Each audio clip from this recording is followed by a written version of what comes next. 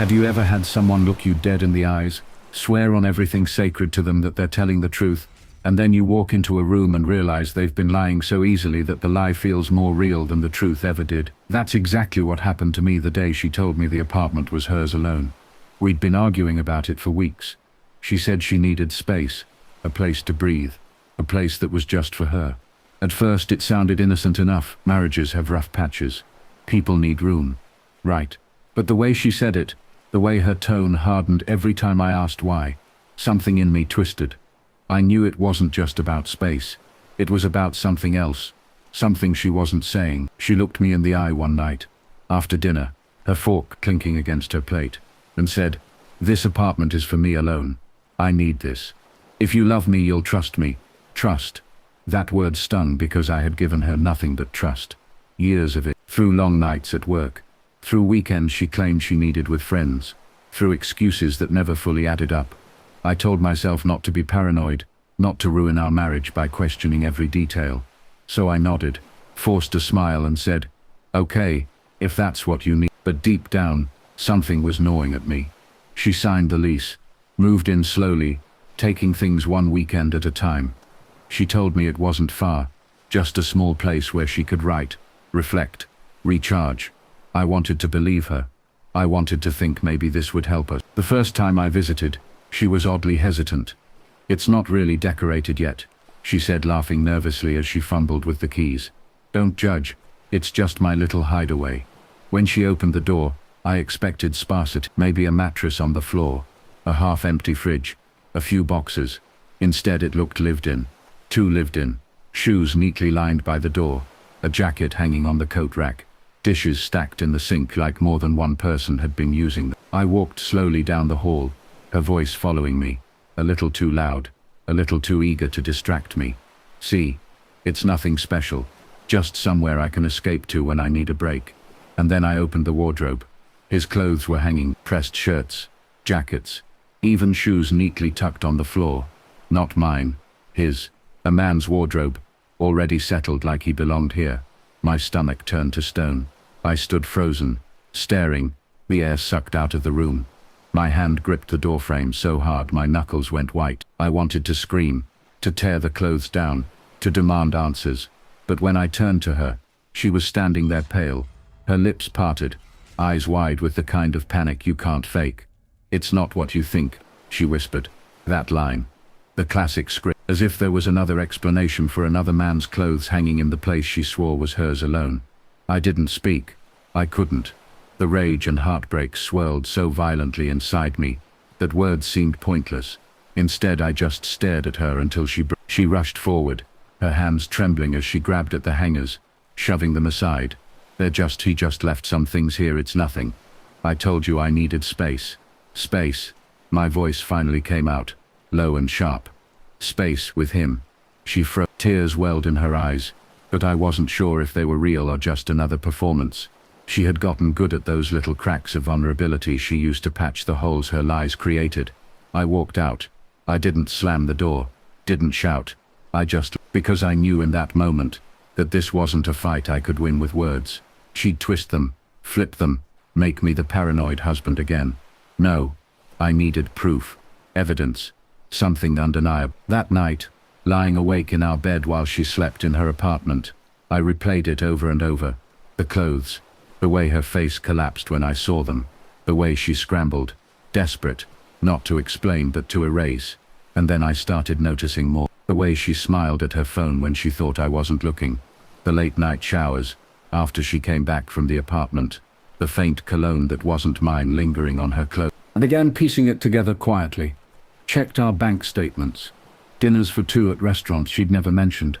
Hotel charges, even though she had an apartment now. Uber rides that started at his address and ended at hers, each piece stacked on top of the other until the weight of it crushed whatever denial I had left. She thought she was clever, hiding him in plain sight, telling me I was delusional, swearing the apartment was just for her. But she had no idea I'd already seen the wardrobe, already traced the threads back to him. And then came the invitation. Her company was throwing a formal dinner, a big one, with executives, colleagues, clients. She was thrilled, buzzing with excitement, talking about her new dress, her speech, how important it was for her career. She wanted me there, to sit by her side, to smile for the cameras and play the role of supportive husband. I smiled, kissed her cheek, and said of course I wouldn't miss it. But inside I knew that dinner wasn't going to be her night. It was going to be mine, because I wasn't going to walk into another room and feel invisible again. I wasn't going to let her erase me while she built a life with him. She thought she was in control. She thought she had written the script. But I was holding the wardrobe door wide open now, and she had no idea what was coming when the lights dimmed, when the speeches ended, when the champagne glasses clinked. She thought she had built a secret life, but I was about to bring it crashing down. The night of the company dinner felt like stepping into the center of a stage I'd been rehearsing for months. The hotel ballroom was lit like a movie set, gold chandeliers, polished marble floors, champagne glasses that never seemed to empty. Everyone wore their best masks, their best clothes, their best smiles, and there she was, at my side, glimmering in a dress I had never seen before. A dress she hadn't bought with me. A dress I knew, deep down, he had seen first. She held my arm like a prop, like I was just another accessory she'd put on to impress the crowd. "Smile," she whispered, her voice smooth, commanding. "Tonight is important, important." She had no idea how important. The envelope in my jacket pressed against my ribs with every step. Inside were photos of his clothes in her wardrobe, screenshots of bank statements, Uber receipts, messages she'd tried to delete.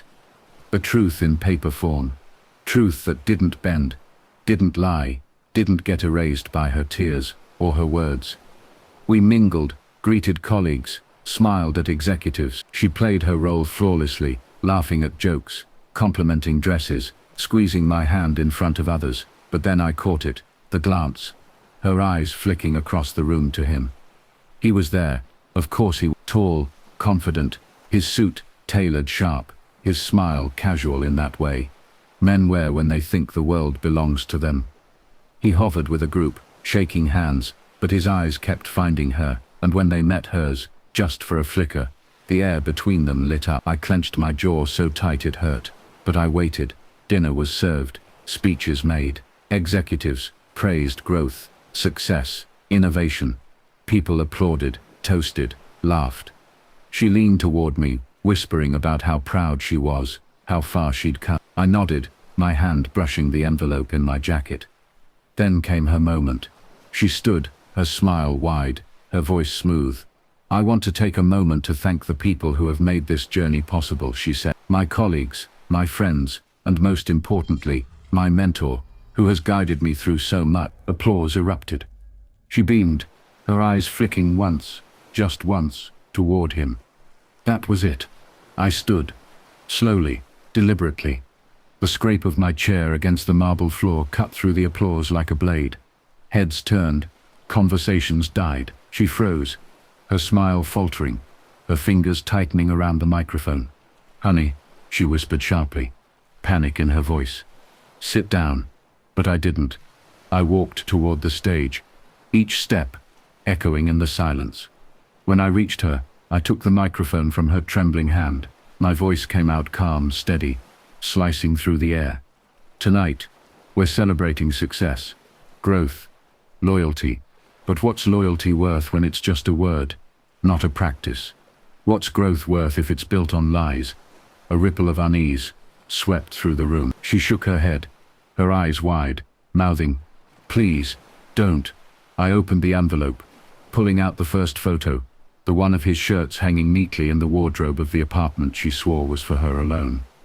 I held it high, the glossy paper catching the chandelier light. "This," I said, my voice sharp, "is the apartment she told me was hers alone.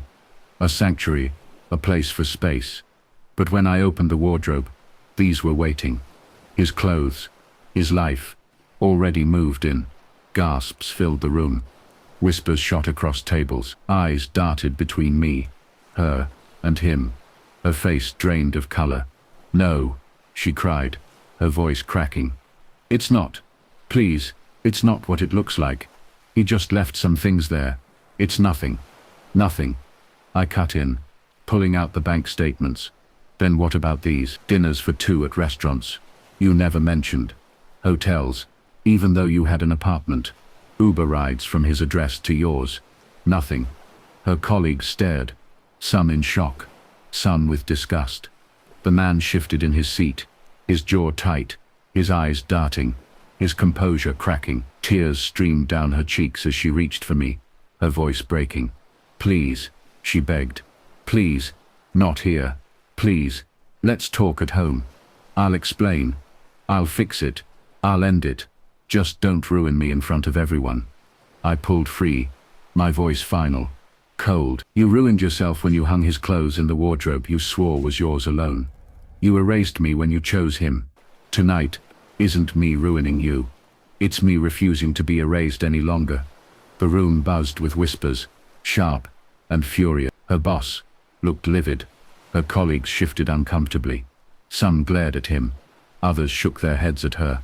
Her hands shook, her mascara streaking down her face, as she sank to her knees on the stage, sobbing uncontrollably. He stood then, finally, as though he might defend her. But the look on his face wasn't protective. It was fearful. He muttered something under his breath, and left the room, leaving her collapsed and alone. Her parents had come as guests. Her mother wept silently. Her father's jaw clenched in fury. Her sister shook her head in disbelief. I gathered the papers, slid them back into the envelope, and looked at her one last time.